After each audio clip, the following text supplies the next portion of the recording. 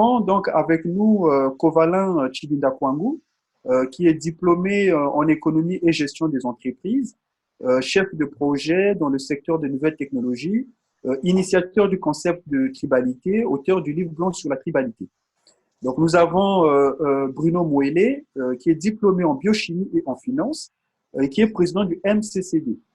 Nous avons donc Jess Diamungwanzi, qui est économiste dans une institution financière de la place de Paris, porte-parole et chargé des stratégies de communication aux assises.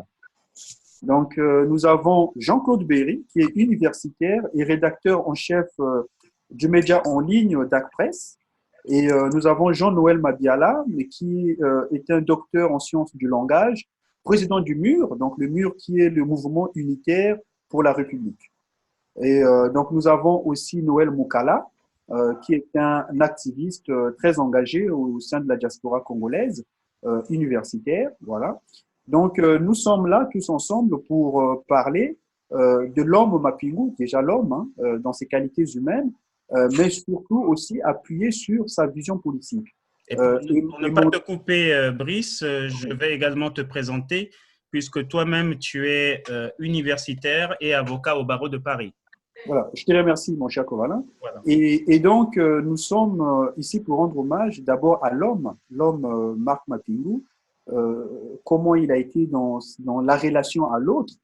Ça, c'est important, puisque dans la politique, il y a cette relation qui est nécessaire à l'autre. Hein, et ensuite, on finira par sa vision politique. Sa vision politique, en quoi, quelles ont été les sources d'inspiration de sa vision politique et comment on peut la perpétuer dans le cadre d'une vision plus globale qui est celle, je dirais, la vision politique du président Pascal Lissouba. Parce qu'il ne faut pas oublier que Marc Mapingu, c'est quelqu'un qui est entré en politique à l'occasion de l'engagement politique du président Pascal Lissouba en 1992. Donc, le président Pascal Lissouba est la figure tutélaire, hein, je dirais, de la démarche politique de Marc Mapingu. Donc, chacun pourra d'abord disposer de 3 minutes pour rendre hommage à l'homme d'abord, et ensuite chacun aura 5 minutes pour la vision politique. Donc, je commence donc par Kovalin Chibinda. Ah, tu as préféré commencer par moi. Ben, écoute, je te remercie. Sur l'homme, Marc Mapingu est un homme avec qui j'ai eu des relations personnelles. C'est un homme qui était d'une très grande gentillesse. C'est un homme qui était ouvert et qui n'arrêtait pas de venir vers ces plus jeunes que nous étions pour nous donner beaucoup de conseils. Donc, on peut dire que vraiment, je retrouve, moi, en Marc Mapingu, un homme vraiment simple, un doyen qui était accessible, malgré la notoriété qu'il avait déjà au Congo lorsque je l'ai rencontré pour la première fois en 1991. C'est vraiment quelqu'un qui va beaucoup me manquer à titre personnel. Voilà ce que je peux dire sur l'homme. Il y a la gentillesse, l'ouverture et puis la simplicité. Parfait. Donc, simplicité, ouverture d'esprit, gentillesse. C'est les 3 éléments clés hein, qu'on peut retenir de l'hommage que Kovalin Chibinda rend donc sur l'homme, hein, en ce qui concerne Marc Mapingu. Alors, je vais passer la parole à Jean-Claude Berry, qui est aussi connecté depuis Lyon, hein, comme Kovalin d'ailleurs. Merci Brice. C'était difficile de rendre hommage à Marc dans des moments pareils. Moi, j'ai rencontré Marc personnellement, c'est Ngila qui nous a présenté lors d'une réunion en 98. Et comme on était tous les deux des communicants, il était nécessaire que nous nous rencontrions et nous avons échangé. C'est un garçon, je dirais, qui incarnait des valeurs humaines. Vraiment, quand je dis les valeurs humaines, ce sont réellement les valeurs humaines. Il n'avait pas d'a priori sur les gens. Il n'avait qu'un seul idéal d'une société où les Congolais s'aiment. Quand je dis s'aiment, ils s'aiment vraiment. Le mot aimer incarnait en lui tout seul tout ce que nous pouvons dire de Marc aujourd'hui. on peut aller sur des extrapolations qui ne servent pas à grand-chose. Mais retenons tout simplement, Marc aimait les gens. Voilà le mot, moi, qui me caractérise. Quand je dois parler de Marc, je dis, c'est un homme de société. C'est un homme qui aime les gens, qui est un homme qui allait vers les gens. C'est un garçon aujourd'hui qui va peut-être nous manquer parce que dans notre société aujourd'hui, surtout dans la communauté à laquelle nous vivons en France, il manque cette limpidité, cette fluidité de parole où on ne va pas vers les gens parce qu'on attend demain quelque chose. Mais lui, il venait vers toi parce qu'il veut que vous réussissiez ensemble d'abord. Il ne voyait pas sa personne, mais il voyait le commun. Marc, c'est un homme qui aimait le commun. Aimer et commun. Et dans la constance. Ce sont les deux mots que j'ai retenus de Marc, que Mungunga nous a laissé, la constance. Il était un homme constant. Et nous devons rester constants si nous devons vraiment rendre un hommage vraiment digne de Marc. Voilà, je m'arrête là. Je te remercie, Jean-Claude, hein, pour cet hommage très émouvant. Donc, on retient la constance. Hein. C'est la constance, c'est vraiment un élément très important de la personnalité de Marc. Hein. Donc, on a vu, c'est très, très intéressant. Donc, il y a Noël Moukala aussi, qui est ingénieur centre d'études industrielles, qui a aussi son mot d'hommage sur l'homme Marc Maping. Vous m'entendez bien, j'espère que mon micro fonctionne. Donc, je dirais juste que de Marc Mapingu, on retient l'exactitude dans les propos, la prestance, la pugnacité, l'humilité aussi, hein, et puis la générosité.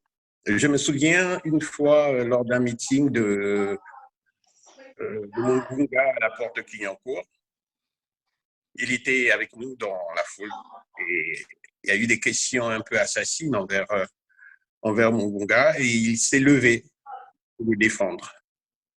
Et ça m'a tout marqué parce que il aurait eu sa place dans la tribune, mais il était au fond de la salle et il s'est levé et il a fait la leçon à tout le monde. Voilà, pour moi, c'est une grande perte. Je pense que le Congo ne retrouvera pas demain des personnalités qui puissent rassembler aussi large. Voilà. Voilà ce que j'avais à dire sur Marc.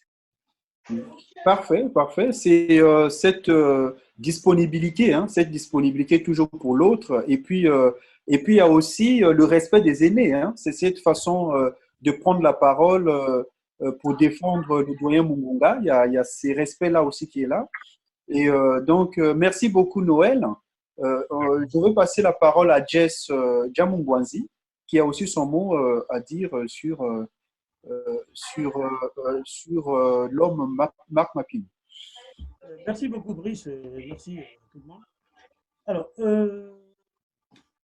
moi, j'ai connu Marc dans des circonstances, je n'ai pas envie de dire particulières. C'est normal que je connaisse, parce que quand il arrive ici en exil, c'est mon ancien professeur à Maringoli, Noël Magloire, qui me le présente, qui me dit, voilà, Marc était mon petit quand on faisait la campagne de l'Issouba. De la même façon, je voudrais que tu fasses connaissance à Marc. Parce que quand il était au Congo, bon, nous on était étudiants ici, donc je ne l'ai pas connu particulièrement au Congo. Donc, je l'ai vu la dernière fois le 22 février 2020, parce qu'on avait... Non, 2010 peut-être, non? Comment? Ça dit 2020, 2010 peut-être, non? Non, 2020. Ah, d'accord. Je l'ai vu la dernière fois, donc je parle de Marc. Le 22 février 2020, donc il y a à peine quelques mois, nous avions notre dernière assemblée générale. Et comme vous ne le savez peut-être pas, Marc était membre d'honneur des Assises nationales du Congo. Moi, en tant que porte-parole et chargé de stratégie de communication, il est venu vers moi pour me dire, parce que moi, je suis rédacteur en chef d'un journal des Assises qui sort tout le mois, des mensuels. Il est venu pour me dire, Jess, c'est bien ce que tu fais, mais il faudra l'enrichir en mettant beaucoup plus d'images. Beaucoup plus d'images pour que ce soit parlant, pour que le lecteur ne se fatigue pas. Voilà, donc c'est ce conseil, je l'ai pris en compte Effectivement, dans le dernier numéro, effectivement, j'ai introduit beaucoup d'images. Donc, ce que je peux dire sur Marx, c'est de dire que son action lui survivra et que ses valeurs humanistes, voilà, c'est un humaniste, hein, il faut le rappeler, ses valeurs humanistes qu'il a portées et qu'il a véhiculées, je crois que c'est à nous de continuer à les transmettre. Voilà.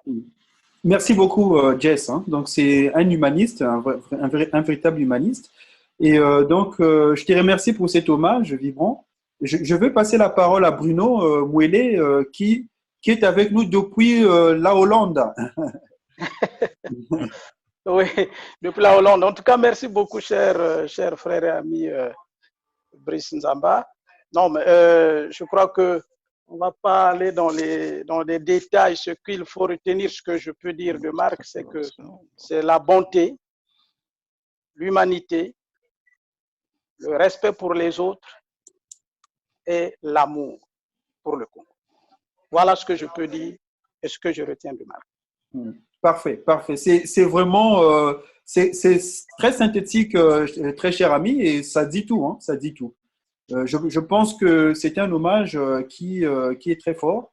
Donc, je veux passer la parole à notre ami Jean-Noël Mabiala, des Lions aussi. Donc, il faut rappeler que nos amis des Lions sont majoritaires hein, dans cette émission.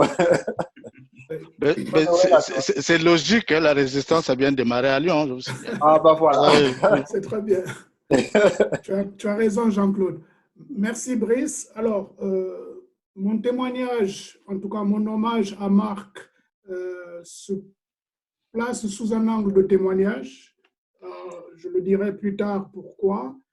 Et par rapport à la personne Marc, je reprendrai le terme l'humanisme. Je pense que c'est le lien qui me lie à Marc. Moi, je ne connaissais pas Marc avant 2016. Donc, l'humanisme se traduit par, là aussi, des valeurs que vous connaissez, que nous partageons. La vérité, la recherche de la vérité, la morale et la solidarité. Mais je ne me contenterai pas de citer ces valeurs que nous partageons, que nous connaissons. Je vais prendre justement un témoignage pour montrer comment l'une de ces valeurs est illustrée dans ma rencontre avec Marc. C'est la valeur de vérité.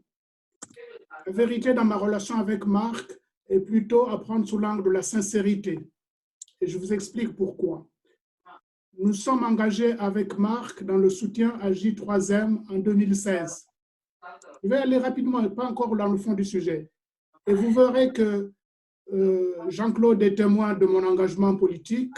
Vous êtes tous peut-être même anciens dans cette voie-là. Jean-Claude m'a mis le pied à l'étrier à Lyon en octobre 2015, quand on a organisé… Kouvalet était témoin aussi. Hein. Kouvalet était témoin aussi. Kouvalet y était aussi, oui, mais toi et moi, on avait travaillé en amont avant que Kouvalet… Tout à fait, tout à fait. Et après cette rencontre, c'est ensemble avec Jean-Claude qu'on a décidé d'envoyer une lettre ouverte à Jean-Marie Michel Mokoko pour lui demander de s'engager ouvertement. Nous connaissions ses intentions dans les coulisses, mais on lui a demandé de s'engager ouvertement. Et c'est à partir de cette initiative que je me suis retrouvé, entre guillemets, dans les petits papiers de Jean-Marie Michel Mokoko. J'engage une campagne et je fais court jusqu'en février même 2016, où Jean-Marie Michel Mokoko annonce que son porte-parole, c'est Marc Mapingu. Et autour de moi, ceux qui avaient commencé à s'organiser avec moi, il y avait comme une frustration. Ah, mais c'était nous qui avons commencé. Voilà. Pourquoi je parle de Marc en termes de sincérité? Figurez-vous que la première fois que j'ai rencontré Marc, c'est le 13 février 2016. Cette date, c'est la date de la déclaration de candidature de Jean-Marie Michel Mokoko. Et ce jour-là, Marc m'a embrassé. Il m'a embrassé. Et vous vous doutez que quand je l'ai rencontré, il y avait une petite appréhension quelque part. Parce qu'on commençait à nous opposer. Les gens, Marc ne le connaissait pas, moi je ne le connaissais pas. Marc m'a embrassé et il m'a dit sincèrement, Jean-Noël, je connais le travail que tu as commencé à faire. Tu es sur un registre qui n'est pas le mien. Moi, je suis un homme de réseau. Je suis dans la discrétion. Mais crois-moi, c'est aussi efficace. Toi, tu es déjà sur le terrain. J'apprécie le travail que tu fais. Nous devons pouvoir travailler ensemble. sans animosité et sans arrière-pensée. Voilà les termes de Marc. Voilà, mes frères et amis, comment je peux vous résumer la sincérité dans la relation que j'ai eue avec Marc depuis cette date. Oui, mais je te remercie, Jean-Noël, c'est très émouvant. C'est tout l'homme, hein, c'est tout l'homme, ce que tu viens de résumer, son humanisme et puis cette quête de la vérité, de toujours être sincère dans le lien, de toujours mettre en avant ce qu'il pense, hein, pour le vrai, et pas de fioriture, pas d'hypocrisie dans la démarche. C'est vraiment ça. Mais pour ma part, puisqu'il faudrait bien que je puisse aussi sacrifier à l'œuvre, hein, c'est-à-dire à l'hommage, moi j'ai connu Marc Mapingu en 2010. Je venais fraîchement de prêter serment au barreau de Paris. Et donc, il était venu accompagner, je crois, d'un de ses cousins au cabinet. Et on avait beaucoup échangé sur le Congo à cette époque. Et je voyais déjà c'était quelqu'un qui avait le souci de la gouvernance au Congo et qui était d'une humilité particulière. Parce que dans l'approche qu'il avait avec moi, j'ai tout de suite senti qu'il me prenait vraiment comme si j'étais son frère directement. Hein. Et vous savez, souvent, dans nos traditions, il y a toujours parfois les aînés ont parfois toujours cette manière de vous faire comprendre de façon subtile qu'il est aîné et que vous, bon, vous devez rester à votre place par rapport à votre âge. Mais avec Marc, je n'ai jamais senti ça. Et en plus, c'était quelqu'un d'un humanisme extraordinaire. Pourquoi je le dis? Parce que Marc Mapingu m'a recommandé beaucoup de jeunes de la diaspora congolaise qui avaient des difficultés avec la justice. Marc m'a personnellement appelé et m'a dit, écoute Brice, je sais que dans ton travail, tu as beaucoup de charges à régler et que donc tu as droit à avoir tes honoraires comme il faut. Mais écoute, ce sont des jeunes qui ont pris des risques par rapport au pays, etc. Et il le faisait avec une telle sollicitude qu'il arrivait, qu'il arrivait à convaincre et à te faire comprendre que tu peux mettre ton travail au service aussi de la lutte et porter le combat, en fait, porter la charge que les jeunes avaient. Donc, moi, j'ai soutenu beaucoup de jeunes de la diaspora qui avaient des problèmes avec la justice sur conseil de Marc Mapingu parce que pour lui, c'était un problème. Il le prenait comme si c'était son propre problème. Et donc, il y a toujours ces soucis-là des autres. Hein, et puis, chaque fois qu'il y avait des problèmes, chaque fois qu'il y avait des audiences devant les tribunaux par rapport à ces jeunes, Marc Mapingu était toujours présent. Il venait soutenir non seulement ces jeunes-là, mais il venait aussi soutenir ce que nous, on faisait pour soutenir ces jeunes. Donc, il y a vraiment ce souci, cette disponibilité-là pour autrui. Et puis, cette façon de s'inquiéter des autres. Hein, parce que moi, je l'ai vécu vraiment au premier chef. Hein. Et donc, c'est là, je pense que c'est ces qualités humaines-là que nous devons chacun de nous travailler à l'intérieur de nous, parce qu'il y a des hommes qui portent des qualités et ces qualités-là doivent nous inspirer. Donc, c'est des hommes qui sont des sources d'inspiration. Et je pense que Marc, sur ces points, est une véritable source d'inspiration. Voilà pour ma part, c'est que je peux rendre comme témoignage en ce qui concerne l'homme Marc Mapingu. Voilà. Je pense qu'on peut passer un peu au deuxième point, Brice. Oui, tout à fait. C'est vrai qu'on a parlé de son humanisme, de sa disponibilité, de sa simplicité. Et peut-être qu'on pourrait maintenant parler un peu de sa vision. Qu'est-ce qu'il représente pour chacun d'entre nous? Que représente Marc Mapingu pour chacun d'entre nous sur le plan politique et comment on apprécie ce qu'il a pu faire? Je te pose la question, Brice. Voilà, mais en ce qui me concerne, moi, je pense que Marc Mapingu, c'est quelqu'un, il est entré, en fait, il a commencé véritablement son cheminement politique comme beaucoup d'hommes politiques de sa génération. C'est à l'occasion de la conférence nationale souveraine, hein, il faut le dire. C'est-à-dire que cette conférence nationale souveraine était le lieu, c'était une sorte, je dirais, de big bang politique chez nous au Congo. puisqu'il y a eu beaucoup d'étoiles qui sont nées à ces moments-là, chacun avec sa trajectoire particulière, et Marc Mapingu, ça a été le cas. Et Marc Mapingu, il est entré en politique à l'occasion de cette conférence nationale souveraine. Je crois que son engagement date certainement d'avant. Hein. Oui. Moi, je m'en tiens à ces repères-là. D'abord, dans le sillage du professeur Pascal Lissouba. Voilà, ça, il faut le dire. C'est-à-dire que, parce que c'était un homme qui a cru en la vision politique du professeur Pascal Lissouba, au souci de pouvoir moderniser la société congolaise par la science et la technologie, et qui s'est retrouvé donc par la suite comme le directeur de campagne du président Pascal Lissouba.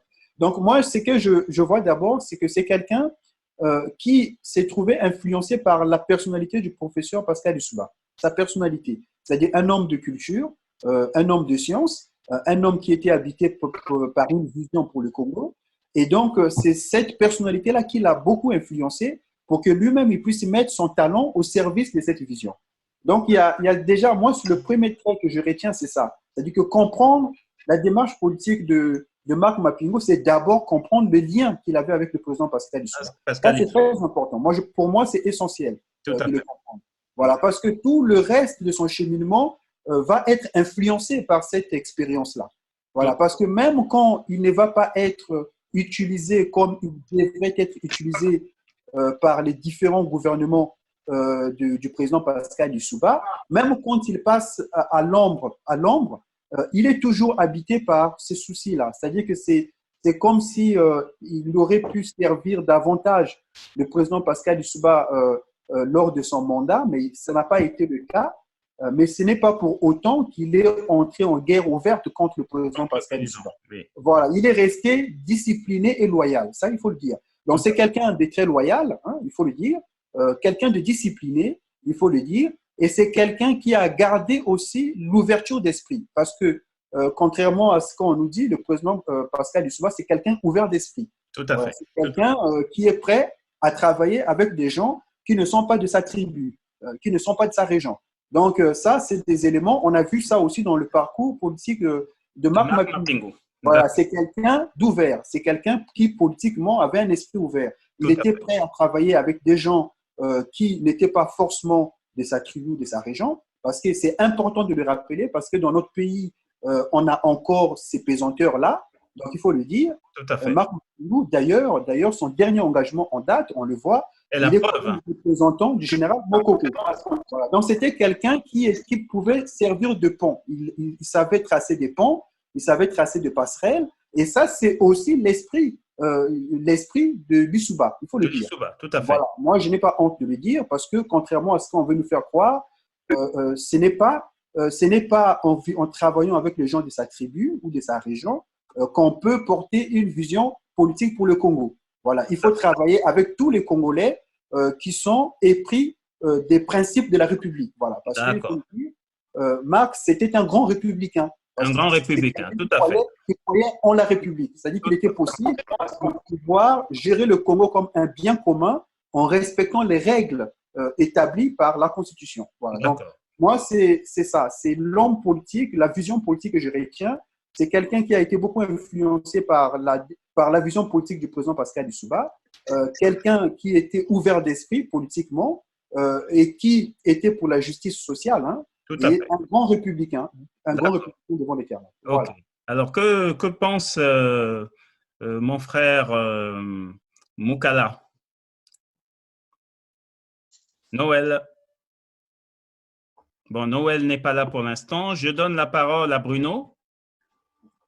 Ah d'accord. Bon, mais écoute, cher Kovalin, je pense que sur la vision politique, en soi, bon, ce que je peux dire, c'est simplement en deux mots, c'est l'unité et le rassemblement. Voilà, c'est ce que je retiendrai, parce que parler de la vision en tant que telle, il n'a pas dans son action présenter une vision en tant que telle, mais à travers les échanges que nous avons eus, ce que je puis retenir, c'est qu'il avait le souci du rassemblement et de l'unité. Je crois que c'est ce qui explique le fait que dans le même temps, comme Brice venait d'ailleurs de le dire dans les détails, qu'il ait été directeur de campagne du professeur Pascal Lissouba, mais dans le même temps, porte-parole à l'extérieur donc du candidat Jean-Marie Michel Mokoko. Tout à fait. Je crois que ce qui l'a beaucoup plus animé dans cette aventure, dans cet engagement, c'est ce souci d'unité et du rassemblement. Merci, merci Bruno. Noël Moukala, qu'est-ce que vous avez à dire un peu sur la vision politique de Marc Mapingou? Noël, tu as la parole. Il n'est pas là, apparemment. Il était là. Il est là pourtant. Il ne nous entend pas. Je crois qu'il ne nous entend pas. Bonjour Noël, à toi. Ok, alors, moi, je n'ai pas grand-chose à dire pour l'instant sur la vision politique de Marc, surtout par rapport à l'angle par lequel Brice l'a présenté. D'ailleurs, je vais dire son influence, la source de sa vision politique. Donc, je crois qu'on va déjà parler de la source de sa vision politique. Je n'ai pas grand-chose à dire puisque je ne le connaissais pas à ce moment-là et je n'ai pas eu l'occasion d'en discuter avec lui. La seule chose que je crois savoir, c'est que Marc a été vous me confirmerez ou vous le préciserez, a fait partie d'un club, je pense, de jeunes, comme on appelle, cadres, dans les années 90 ou 92, dans la montée du pouvoir du professeur Lissouba. Je crois qu'il y avait un club de jeunes cadres. Et moi, j'ai entendu parler de ce club par un de mes frères que vous avez connu aussi, le ministre Julien Bicou. Julien Bicou, mais aussi avec le ministre Kololo. Voilà. Tout à fait. Voilà, je crois que c'est par là. Et moi, je ne connaissais pas directement, mais je connaissais plus, c'est mon frère qui m'en a parlé. Et donc, pour moi, ça corrobore un peu ce que disait Brice tout à l'heure par rapport à son engagement dans le sillage du président Lissouba. Contrairement à ce qu'on... Pardon? Ah. J'ai entendu quelqu'un parler, non? Oui, moi aussi. Ben, vas-y. Voilà. Donc, voilà, pour moi, c'est le témoignage ou l'observation que je peux faire. J'ai eu le vent de cet engagement-là en ce moment et j'ai rencontré Marc, alors cette fois-ci en privé pour la première fois, aux obsèques du ministre Bicou, justement.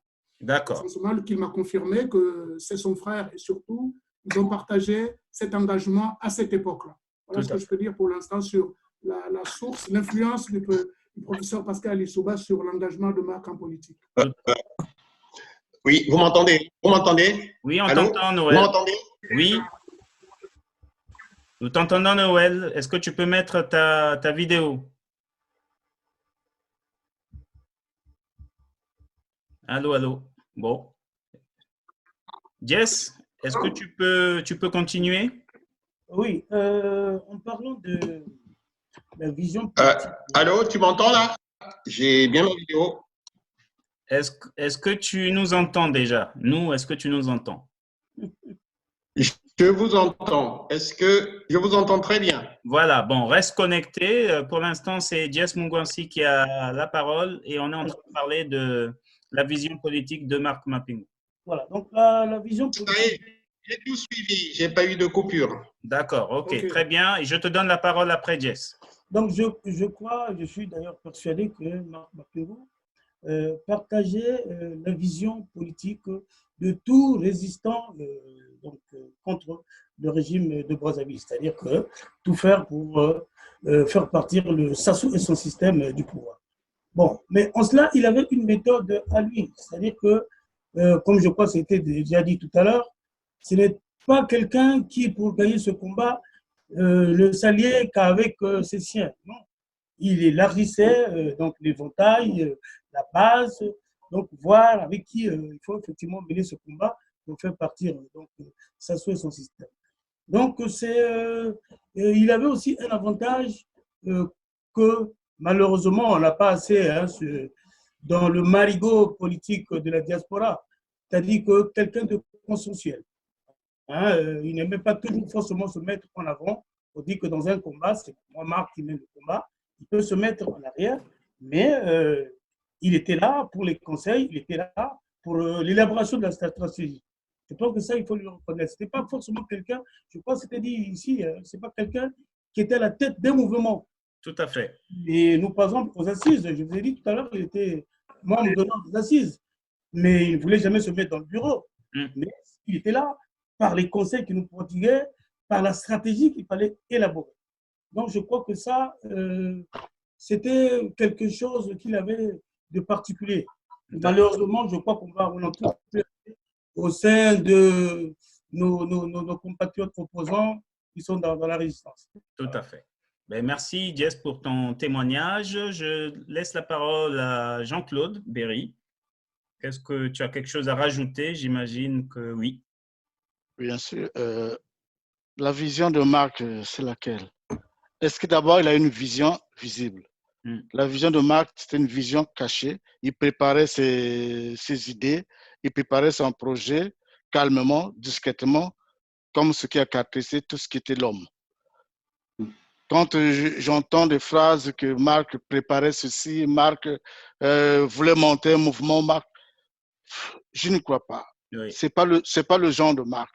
Marc, c'est quelqu'un, quand il veut faire quelque chose, il est discret. Pourtant, c'est un communicant, mais il est très discret. C'est seulement quand ça aboutit, il vous en parle. Donc, moi, la vision de Marc, je la résume en 2 mots. Résistance et constance. Il résistait au pouvoir de Sassou. Il était constant dans le choix qu'il avait fait. Voilà comment je résume Marc. Résistance et constance. Voilà. Voilà. Bah, écoute, c'est 2 mots clés, hein, résistance et constance. Noël Moukala, on souhaiterait bien t'entendre sur la partie vision. Peut-être que tu as partagé des choses avec lui. Tu es notre aîné et on attend un peu plus d'explications de ta part. Est-ce qu'il le suit même? Je pense pas qu'il… Je crois qu'il a un souci technique. Hein. Je crois qu'il a un souci technique. Bon, je te redonne la parole, Brice. Je pense que on peut passer à la dernière partie, peut-être pour conclure ce webinaire. Et puis, on va se séparer et puis on gardera tous le contact. Oui, ben… C'est vrai que je n'ai pas donné ma vision, puisque… Ah, Noël est là. Est-ce que Noël, tu nous entends? Est-ce que tu veux intervenir? Bon, Noël n'est pas disponible. Allô? Bon, Noël n'est pas disponible. Donc, qu'est-ce que je garde de Marc en termes de vision politique? Marc Mapingou, donc je l'ai rencontré, j'avais 22 ans en 1991. Au sortir de la conférence nationale. C'était un ami très proche de la famille Tshibinda Kwangu. Donc, c'est quelqu'un qui venait souvent, pour des raisons familiales, manger à la maison. Donc, on a partagé des moments vraiment intéressants ensemble. Donc, Marc, d'abord, pour moi, c'est un lissoubiste, Marc, parce que dès qu'on sort de cette conférence nationale, c'est un homme qui s'engage profondément auprès du président Pascal Lissouba. Et le slogan qu'il a initié, qu'il a donné à l'UPADS, l'espoir d'une génération, le défi d'un continent, contient en lui, dans ce slogan, il y a toute la vision politique de Marc Mapingou. Je pense que Marc Mapingou était un panafricaniste. Lissouba est panafricain, mais Marc Mapingou était profondément panafricain. Et je crois que le fait qu'on l'ait souvent vu avec d'autres chefs d'État se balader, aller en Angola, au Gabon et tout le reste, était lié à ce côté panafricain. Donc, pour moi, sa vision, c'est le lissoubisme. Et c'est quoi le lissoubisme? C'est la petite Suisse. C'est la mise en place au Congo de la petite Suisse. Et c'est ça que nous, on avait quand on était jeunes.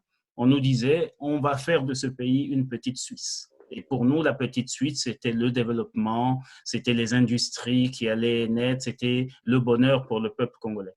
Donc, voilà ce que je peux dire, moi, sur la vision politique de Marc Mapingou. Brice, je te redonne la parole et on va conclure ce webinaire qui, pour moi, je trouve que ça a été très, très, très intéressant d'écouter nos frères et de partager ce moment ensemble, même si c'est vrai que c'est un moment triste.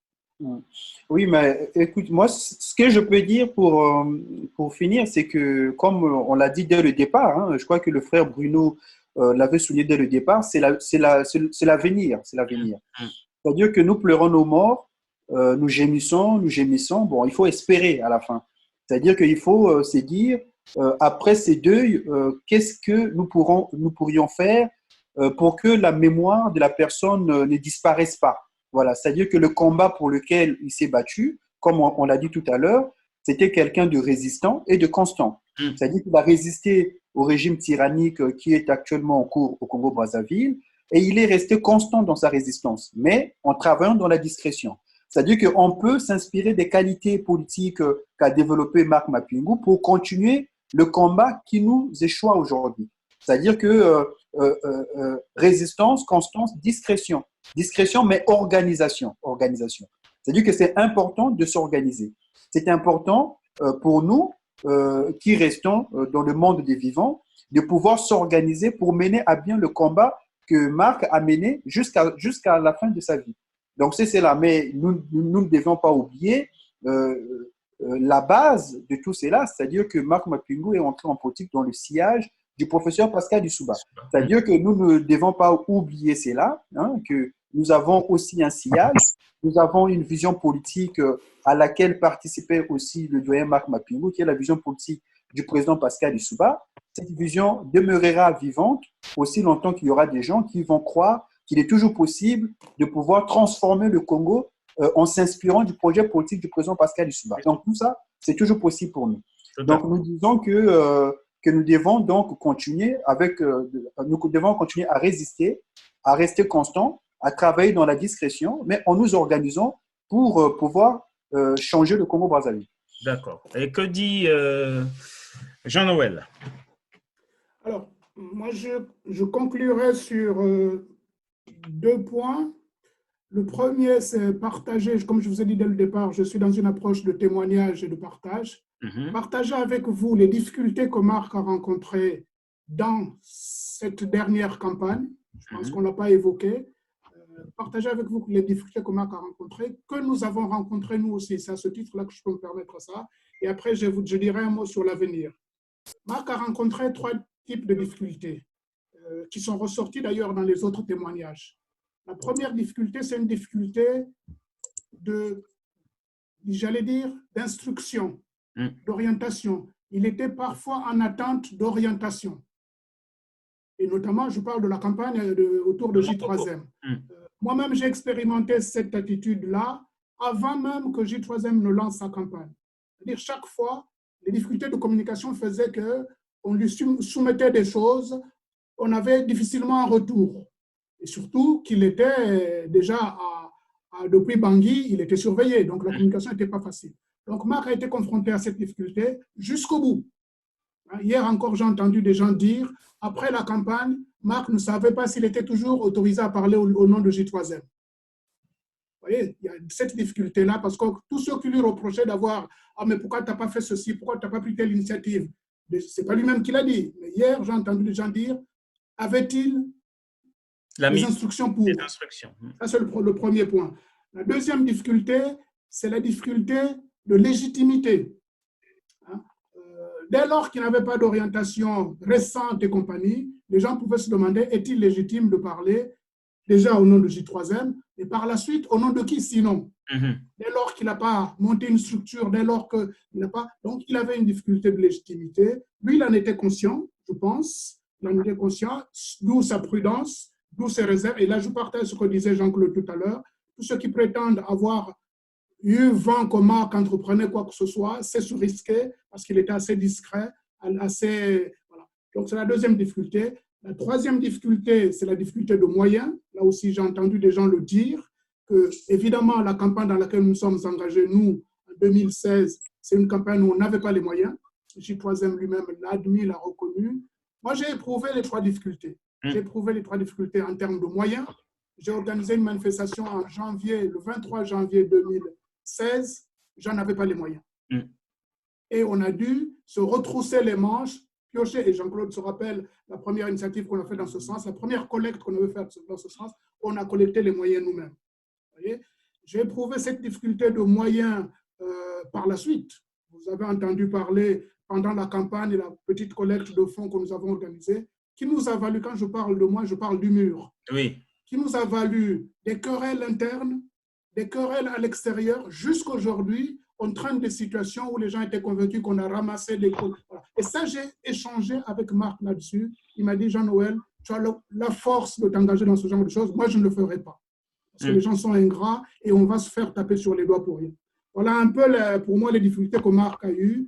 Nous les avons contournées, notamment la difficulté de légitimité. C'est pour ça que nous avons créé le mur. D'accord. Nous avons créé le mur pour avoir cette autonomie politique et nous sommes en partenariat avec J3M. Vous voyez la différence, pour votre information, la différence entre le mur et l'association ABCJ3M, la différence est énorme. Oui. J3M m'a toujours dit lui-même, je ne veux ni une association qui est dans le culte de la personne, ni une association, ni une démarche qui me prenne en otage moi-même. Voilà. Comme nous avons l'histoire, hein, tout le monde a parlé du professeur Lissouba qui s'est retrouvé pris en otage par tous les lobbies. Et J3M avait horreur de cette démarche-là. Voilà comment je peux témoigner, moi, les difficultés que Marc avait et comment derrière, nous les avons contournées. Et j'ai souvent échangé avec Marc là-dessus. Alors, un dernier mot sur l'avenir. À mon avis, la leçon qu'on peut tirer du travail de Marc, de l'engagement de Marc pour l'avenir, c'est Marc, là, c'est aussi une difficulté qu'il a eue. Marc est une personne consensuelle lui-même par sa personne, consensuelle, rassembleur autour de lui, mais par affinité, par affection même. Vous voyez? Mais Marc n'a pas pu faire, et ça, beaucoup d'entre vous le comprendront, Marc n'a pas pu rassembler ce qui était parse. Parce qu'il n'a pas voulu mettre les mains dans le cambouis, bousculer les uns les autres. Et là, je termine par là un exemple. Entre le mur et ACBJ3M, Marc était la personnalité qui aurait pu nous réunir dès le départ. Pourtant, il n'a pas pu le faire. Il n'a pas voulu, parce qu'il ne voulait pas justement froisser les uns les autres, puisque nombreux étaient en relation amicale, affective, fraternelle avec lui. Donc, à l'avenir, et je reviens au dernier mot, à l'avenir, et ça c'est un message à Covalin, à Jean-Claude, qui ont été avec moi sur ce schéma-là, à l'avenir, c'est cette initiative que nous avons de nous parler aujourd'hui, continuons à nous parler, nourrissons une ambition collective. J'ai déjà échangé sur ce point avec Bruno, et là, le cercle s'élargit. Voilà, moi, à l'avenir, la leçon que Marc peut nous donner par rapport à la difficulté qu'il a eue, lui, c'est continuons le dialogue et surtout, visons l'avenir parce que l'avenir, c'est nous. Et c'est peut-être même plus nous. Quand tu vois les âges qu'on a aujourd'hui, on a la cinquantaine passée, c'est peut-être même plus nous. Et c'était déjà plus Marc. Marc était déjà un témoin, un passeur de témoins déjà. Donc nous-mêmes, nous sommes peut-être plus les hommes d'avenir. Alors, ressaisissons-nous vite, travaillons ensemble, mais surtout, travaillons nuit et jour. Tout à fait. Chers frères et amis, c'est pour moi mon dernier mot. Avec abnégation. Avec application et vigueur. Merci Jean-Noël. Alors, est-ce que Noël, tu peux prendre la parole si tu nous entends maintenant? Je vous entends très bien. Est-ce que vous m'entendez bien? Oui. Nous entendons bien, tout à fait. Quel avenir? Voilà, comment tu vois l'avenir, comme a dit Jean-Noël, voilà, comment on peut évoluer maintenant? Je pense qu'on peut évoluer qu'en finissant, je pense. C'est Marc incarnait ce qu'il y a de plus précieux des Congolais, c'est-à-dire unir les gens sans casser les œufs. C'est très difficile d'accomplir ce genre d'exercice. Je retiendrai juste une chose aussi, c'est il fut quand même mener 2 candidats jusqu'au podium. On ne t'a pas bien entendu sur ta dernière phrase. Oui, je disais, là vous m'entendez, hein? Oui, là on t'entend. Je disais que ce qu'on peut retenir de Marc aussi, c'est quand même une personnalité qui a réussi à amener 2 candidats sur le podium. Ah, tout à fait. Merci. Je ne sais pas si les gens se rendent compte, mais ça donne toute la générosité que possédait ce Congolais vaillant. Tout à fait. Voilà. Donc, bon, je pense que le temps viendra où on essaiera de faire un peu, de ressasser tout ce qu'il a fait de positif, de surhumain, Mais tout ce qu'on peut faire aujourd'hui, c'est déjà d'assécher nos larmes. Tout à fait. Parce que là où il s'est reposé, il n'a plus de soucis.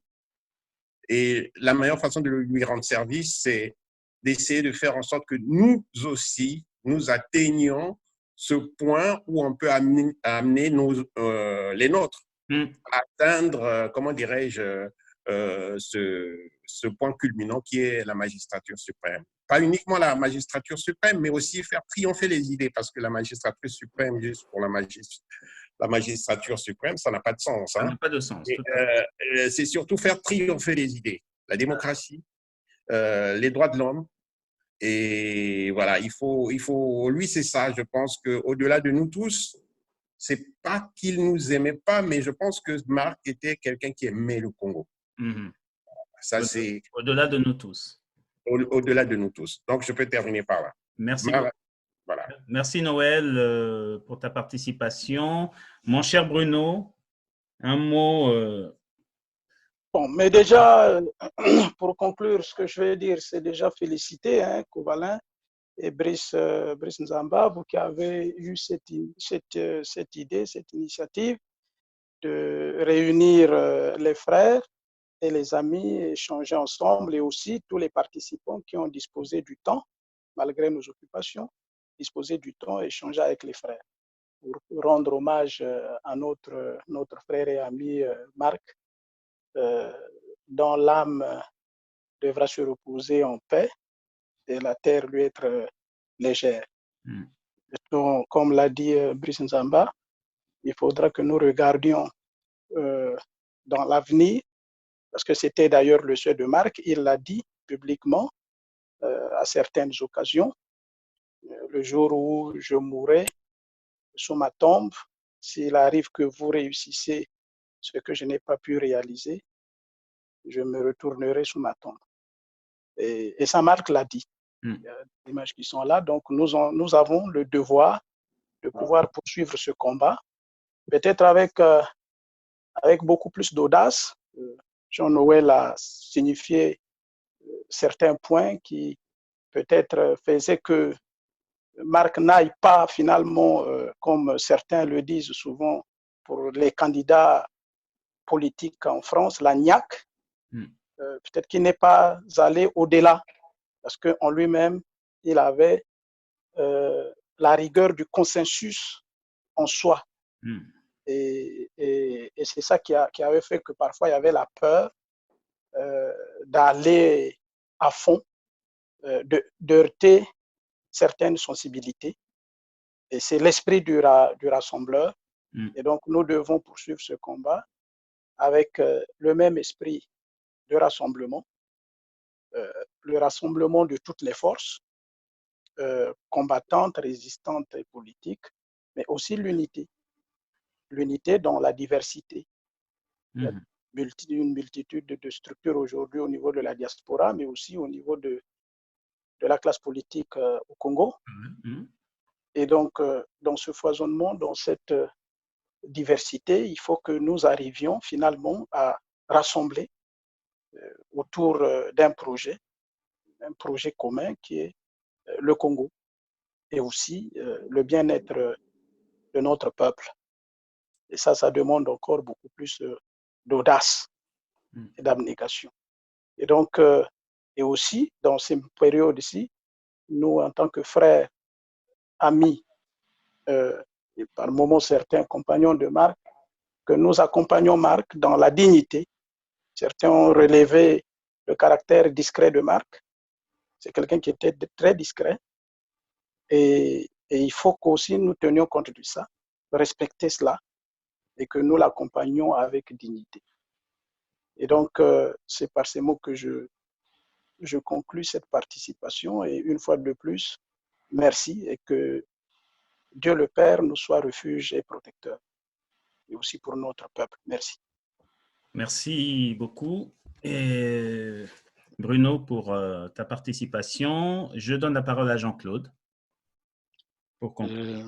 Merci, Covalin. C'est très délicat pour moi de conclure cette rencontre sur un probable avenir de notre pays sans Marc. Mais il faudrait bien qu'on passe par là si nous voulons s'en sortir demain. Séchons nos larmes, effectivement. Il y a un temps pour pleurer, effectivement, il y a un autre temps pour se démarquer. Nous étions dans une période d'assistance, de regard. Si nous pouvons passer l'autre étape que je considérais comme une période, mettons, de réaction, Marc, c'était un homme discret. Il a fait ce qu'il a pu. Je retiens de lui ce qui caractérise même l'avenir pour moi en tant qu'agitateur politique. Ce sont les quelques derniers mots que j'ai eus avec Ngila ici à Lyon. Il m'a toujours dit, tu es jeune, tu as du courage, mais ce qui te manque, c'est la constance. Et restant constant dans ce que nous faisons. Pourquoi nous nous sommes retrouvés ici autour de cette histoire de parler de l'avenir de Marc? Parce que notre pays est occupé, parce que notre pays est en sang. Restant constant sur cet objectif-là, sans pour autant que nos regards soient tournés vers les uns et les autres parce qu'ils ne sont pas du même bord, non. Ayant d'abord l'objectif de résoudre cette problématique, à ce moment-là, tout sera clair. Parce que ce qui nous détruit aujourd'hui, c'est tout Congolais a un projet politique. Tout Congolais veut être calife à la place de calife. Alors, ce n'était pas l'esprit de Marc. Marc, c'était qu'est-ce que tu proposes? Voilà, moi, je propose. Ah, ben, donne-moi ça. On va faire ça ensemble. On va faire vivre ensemble. On va faire des projets ensemble. On va construire ensemble. Or, que ce que je vois aujourd'hui, donne-moi ton idée. Il part de l'autre côté. Il crée une situation parallèle à la sienne. Nous n'avancerons pas comme ça. Nous tournons en rond depuis bientôt 22 ans sous les mêmes débats. L'avenir de Marc est clair et nous a dit, c'est un humaniste. Il est constant, il est discret, il est humain, il aime l'unité. Mais qu'est-ce qu'il faut de plus? Tout est résumé là-dedans. Essayons de bâtir une solidarité avec ces mots pour arriver peut-être à un objectif que nous sauverons de cette dictature. Moi, je ne vois pas l'avenir autrement qu'en pensant à être constant, à combattre ça jusqu'au bout pour réussir. Donc, j'en termine là pour dire tout simplement, pour moi, Marc, l'avenir, c'est rester constant avec un bon projet et rassembleur. Et rassembleur. Yes. Oui, merci beaucoup. Donc, pour la conclusion, je ne veux pas être très très long. Je tiens quand même à rappeler que Marc, c'était un grand humaniste. C'était quelqu'un qui ne ménageait aucun effort pour la restauration des valeurs démocratiques de notre pays. Mais au-delà de tout ça, Marc était un grand résistant. Qu'il me soit permis ici donc, de terminer par une citation d'un grand résistant qu'on appelle le général de Gaulle. Hein, donc, qui disait « Puisque tout recommence, ce que je fais, ce que j'ai eu à faire sur Terre, sera tôt ou tard source d'ardeur nouvelle dès que j'aurai disparu. » Félicitations. Je termine par là. Merci. Merci beaucoup. Ben, moi, je vais conclure en disant, en restant sur le slogan de Marc Mapingu, l'espoir d'une génération, le défi d'un continent. L'espoir d'une génération, c'est nous. Notre espoir, un jour, c'est de faire du Congo, j'imagine, pour beaucoup d'entre vous, une petite Suisse. En tout cas, c'est le mien, un pays où les gens seraient dans le bonheur, un pays où les gens vivraient de manière heureuse. Et c'est ça l'espoir pour nous, mais c'est aussi notre défi, car ça ne doit pas être seulement pour le Congo, mais ça doit être également pour toute l'Afrique. J'ai dit tout à l'heure que Marc était un panafricain, mais nous sommes tous aussi des panafricains, puisque notre vision est au-delà de la question congolaise.